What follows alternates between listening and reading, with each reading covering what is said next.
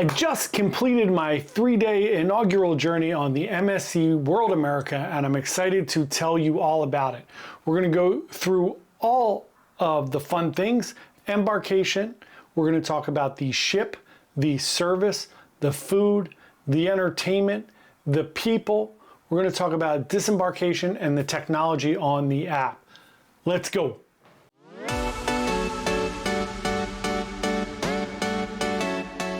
Hey everybody, John here from Byte Size Cruises. Today we're going to talk all about the brand new, beautiful MSC World America. I'm going to give you my thoughts. Some of it is just going to be opinion. Obviously, all of it's going to be opinion, but sometimes there are just basic facts like how embarkation and disembarkation went. And today that's going to be a little bit of opinion based since I was on an inaugural and it wasn't the exact process. There wasn't the exact amount of people. So we're going to get into all of those things right now.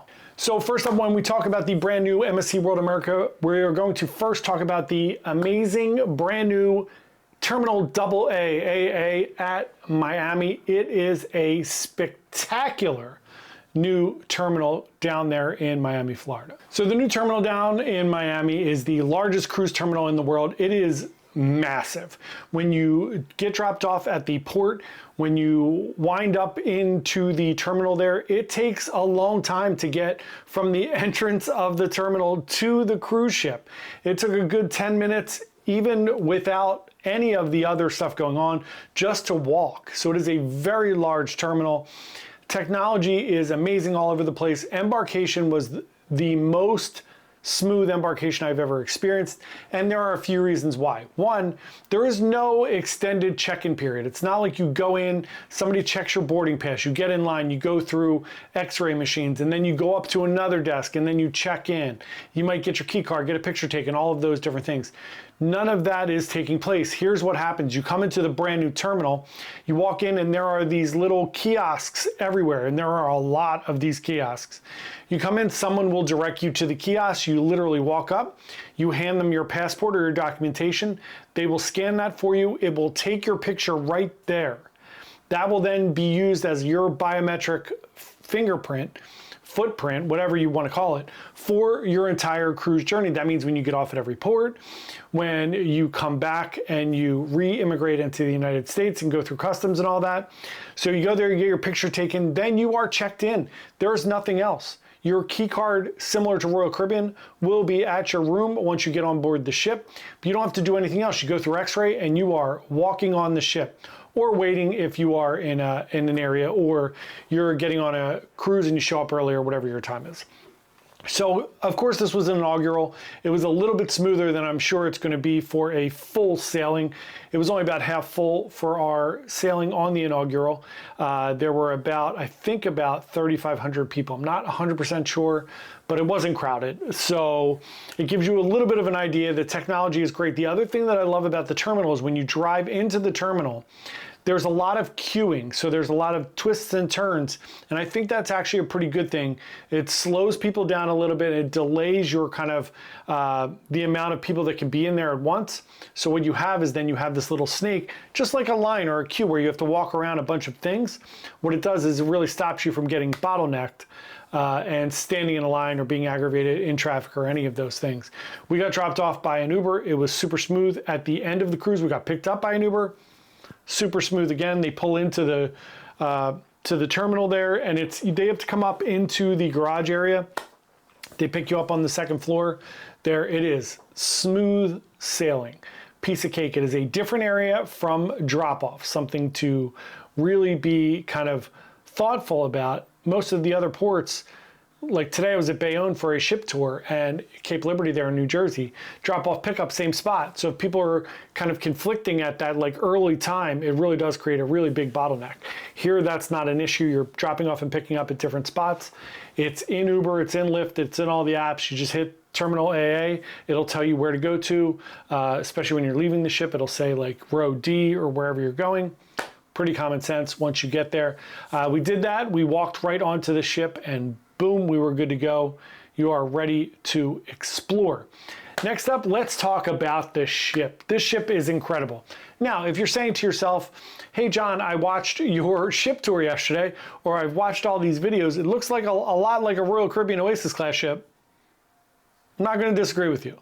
It sure does. It's basically the blueprint of an Oasis class ship, but that's okay in my opinion. I love the Oasis class. They're my favorite ships of any ships in the world. So it felt similar, feels very similar in certain spots, and in other spots it feels very different. There's no Central Park. There is no real Royal Promenade like the Royal Promenade. It's different. It looks similar from the back. It looks similar in certain places. It feels very similar. A lot of the venues feel a little bit similar, but at the end of the day, it is a different ship. It's a different brand. It's a different vibe. The ship is beautiful. There is a ton going on in all the different districts. There are many different districts. There's a dining district. You have the family district. You have an adults district. You have a lot of different things on this ship. Plenty of food, which we're going to get into in a little bit, and just plenty of things to do. The ship obviously is brand new. It looks beautiful. Everything was just incredible, from the welcoming on board to walking around and seeing all the different splashes of color and the different thought and design that goes into a lot of the different venues. I particularly like a lot of the spaces that are multi-level. So if you go into Masters of the Sea, which is the brewery on board, there is a second level to it. So you come in, you can see where they brew all the beer.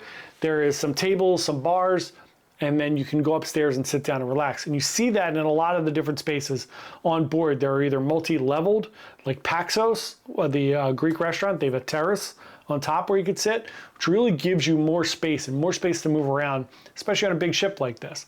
So I really loved that, and just overall, the ship is just incredible. I love what they did with the botanical pool. On most of the newer, like the C-class ships, and really a lot of the MSC ships, there is some type of an indoor pool. On Seascape and Seashore, they have the jungle pool, and it's kind of an enclosed area that opens up on the top. It's got a retractable roof, and then it can be indoor and outdoor, obviously. It does get a little claustrophobic in there sometimes, I think, because it gets a little crowded, and sometimes it's a little humid in there. Obviously, if it's raining or something, it's going to really force you to close the top. We had great weather, fortunately, but what I loved is instead of it really feeling closed in, the doors to get out of the botanical pool are these enormous 2-deck floor-to-ceiling windows with doors, and that is where the roof retracts from. So if the roof's open there, you basically have a straight shot from the botanical pool all the way across the pool deck, and it is beautiful. So I love that they did that. I love that there's a Zen pool up top, which is adults only. There's 2 buffets on deck 18 and deck 19, so that's going to spread the people out. Like we said, there's a ton of different dining rooms. There's a ton of dining options. We'll get into all of that. I love the ship. I think it's beautiful. Some of the biggest shops I've ever seen on a cruise ship, if you do like to shop or you just need to pick up some things, and just a really great representation of the MSC brand.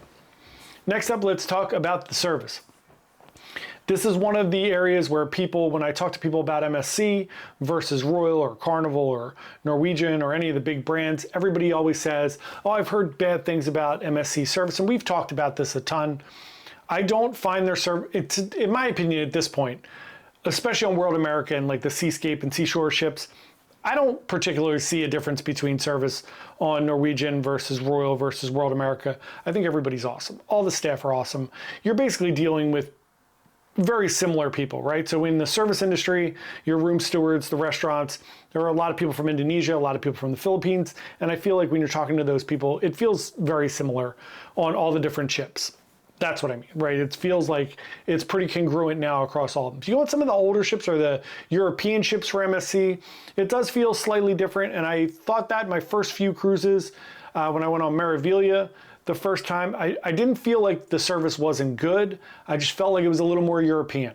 They might pull back a little bit. There might not be as doting as like a Disney cruise, but if you ask for something, they jump to it. Everybody helps you. It's wonderful. And now I feel like the service is pretty much the same. On World America, I felt like I was on any Royal Caribbean, Norwegian, or Carnival ship with the service. It was very, very good. Everybody was wonderful. And of course, this is an inaugural, so it's extra special treatment for everyone, I'm sure. But everybody was really great and super helpful and couldn't have been nicer. Great service. I hope you enjoy it as well. Let me know when you go on MSC World America what you think of the service. Next up, let's talk about the entertainment. I think this is a place where MSC has really started to shine. I was on Seascape. I love a lot of elements of what we saw on Seascape. The shows were very good. They were a little quirky and weird. I like that. That's kind of fun. You know, and you could tell it was a work in process. Seashore, I thought it was good. The entertainment was a little wonky at times, but I thought the concepts were good. Meraviglia, I think the entertainment is spectacular. They have the carousel lounges. They have, you know, the singing and dancing shows. World America has blown all that away. They now have Dirty Dancing, the musical on board there, or concert, live, whatever they're calling it. Here's what it is. It is the movie Dirty Dancing. You are going to watch the movie, full movie front to back. You go into the theater, they have massive screens up there, and they're going to play the movie. However, what happens is whenever there is a song or something in the movie that you know and love, right? They are going to come out and they're going to have singers and dancers, and it's going to feel like a Broadway musical. And it really does. I thought in the first 15 minutes or so, it felt a little clunky. I was like, ooh, I'm not sure if I'm going to like this or not. Everybody's super talented. Cast is incredible. I just felt a little distracted at times by the movie, surprisingly, not by the singers and dancers. I thought they were amazing. And I was like, maybe this would have been better as just like a concert where they came out and sang songs from Dirty Dancing. And then 15, 20 minutes in, you lose that and you just become engrossed in it. And I thought it was excellent. It is long, it's the whole movie, but it didn't feel long. I thought it was great. And I hope you go and enjoy it. It was really, really fun. There is another show in the main theater called Hall of Fame.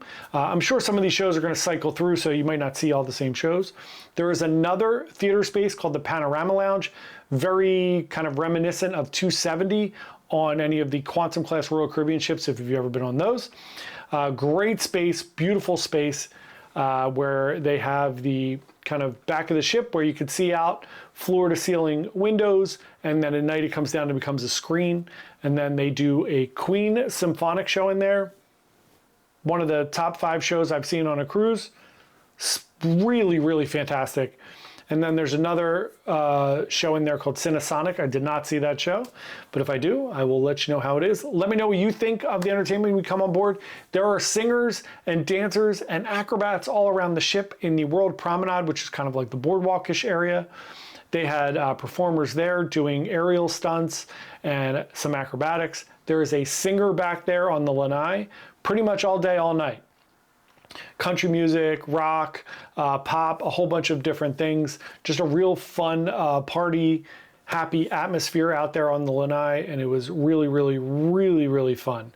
They also have the Luna Park Arena. We didn't see anything in there, but they do have shows and things in there as well. And then there is just entertainment everywhere around the ship, in the pubs. And there is a comedy club called The Loft that has dueling pianos almost every night as well as comedy shows and karaoke in there. We did not see, one of the things I was a little bit disappointed about, this kind of service, kind of entertainment, we never saw the cruise director. We heard him make announcements. Dr. E seems like he's great. And all the things I've seen on his social media and from his reputation that I've heard from everyone, I've heard he's amazing. Maybe because it was the inaugural and he was busy with VIP guests and Drew Barrymore and Orlando Bloom and Dan Marino and Mark Anthony and Gloria Estefan and all the great people that were on board the ship. Maybe he was just busy doing those things or prepping for the first cruise, right? We're just travel agents and press and different people that were invited on board to check out the ship. So did not see him. I saw the assistant cruise director. She was wonderful. She's from South Africa. And the rest of the cruise director team seemed like they were really good. So I hope that is a big thumbs up. But the entertainment around the ship, really, really, really great in all aspects of it. And there are tons of things to do when you talk about entertainment. They have the jaw drop slide that comes down. It's a dry slide. They have a whole water park in the harbor up top on the top decks. They have the cliffhanger, the swing that goes off the side of the ship. Horrifying. That is amazing. There are just a ton of things for people to do. The kids club was amazing. I walked through all the kids club rooms. There's a huge Lego room. They have a family Lego room on the very top of the ship. Basketball court, bumper cars. They play pickleball, soccer, you name it. It is incredible. So you are not going to lose any sleep with your kids being active. They do have 2 arcades as well. Arcade up on 19 by the Kids Club, which is very big, has really fun games in it. And then they have another arcade down there in the Luna Park area. Both of those were great. Tons of fun. We had the fun pass. We got to do things. They have an F1 simulator as well, as do a lot of the MSC ships. So that was really fun too. Really enjoyed it. Next up, I'll talk briefly about the itinerary, and the only reason I'm going to bring it up is because we went to Ocean Key, which is their private island. They've just completed their upgrades on Ocean Key, which is called Ocean Key 2.0.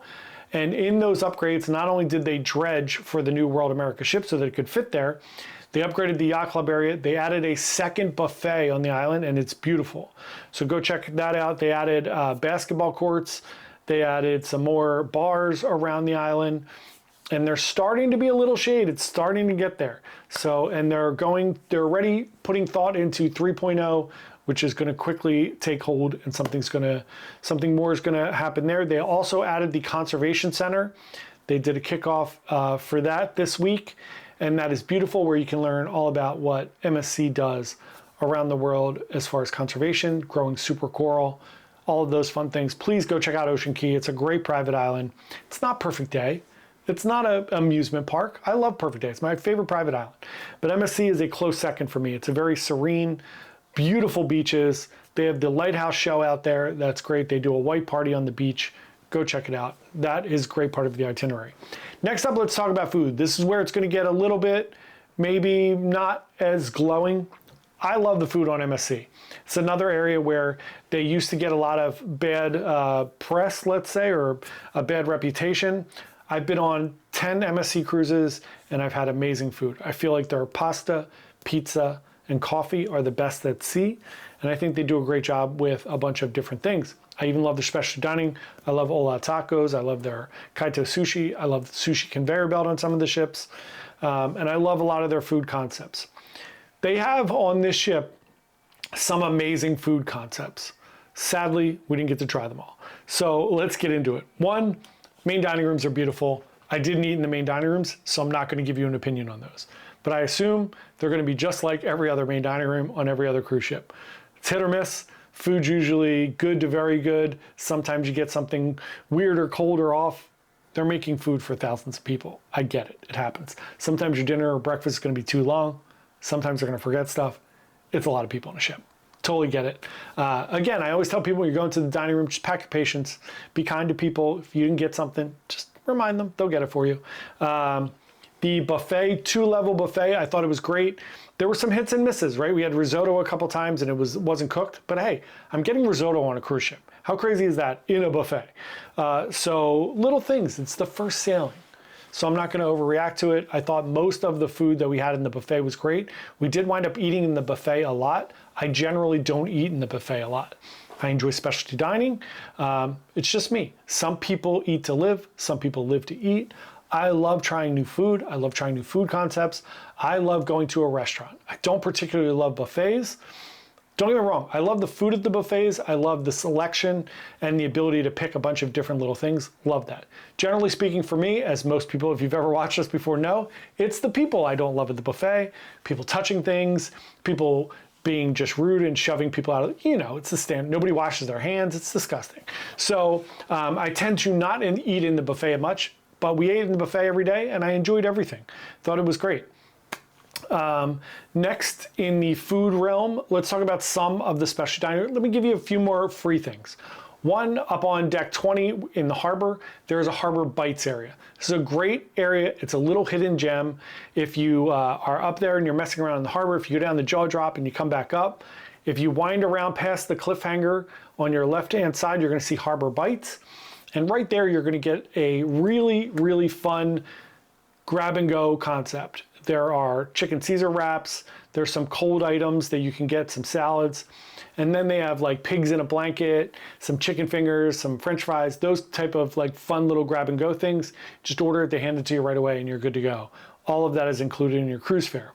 Down on the World Promenade, which is the outer part of deck 8 in the aft, they have promenade bites. There you're gonna get sliders. You're gonna get cotton candy, popcorn, hot dogs, all of that stuff included in your cruise fare. So that is wonderful.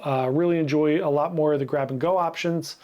That's a lot of fun. And there's just a few little things around the ship. There is the Luna Park burger and pizza and burger stop. That is huge. There is hot dogs, hamburgers, French fries, chicken fingers, tons of pizza, tons of different options. They had some shrimp, some different things there on different days. So go check that out. That is a great spot. It is on deck 6 in the middle of whatever that little promenade section is there in that district. And that is really, really great. I highly recommend it. They have, let's talk about some specialty dining. They have Jean-Philippe's chocolate, where you can get gelato and handmade chocolates that they make on board. They have a chocolate, they're chocolatiers, so it's a chocolate factory where they make chocolates all day. There is gelato in a bunch of different places around the ship. Also by the pool, there's the Boca Bar, which is just like a nice little fun spot there. And there they do have same thing, right? It's right by the buffet, so they have hamburgers, hot dogs, that kind of stuff, included in your cruise fare. Other specialty dining items, you have the sweet indulgences, which is kind of ice cream and candy. You do have to pay extra for those. There is the coffee emporium. In there, they have coffees and stuff that you're gonna have to pay for, or if you have the drink package. And then they do have some grab and go sandwiches, cookies, that kind of stuff, similar to like Cafe Promenade if you're a Royal fan. And there, they also have some upscale stuff, some chocolates and macaroons and those things that are additional cost. And that place is great. For official specialty dining, they have a brand new concept called Italy, which is the only Italy in on a cruise ship. If you've ever been to New York, they have an awesome Italy there. It's just a bunch of different concepts with fresh handmade pastas. The menu looks spectacular. Sadly, we didn't get to try it. I really wanted to try this restaurant, but they had private events going on the whole cruise, and it was only for VIPs, which I am not. So we wanted to try it. Please, somebody try Italy and let me know if it's great. I will try it when I'm on there on a paid sailing, and we'll see how it goes. Next up, Ola Tacos and Cantina. It is fantastic. I love it there. It is not expensive.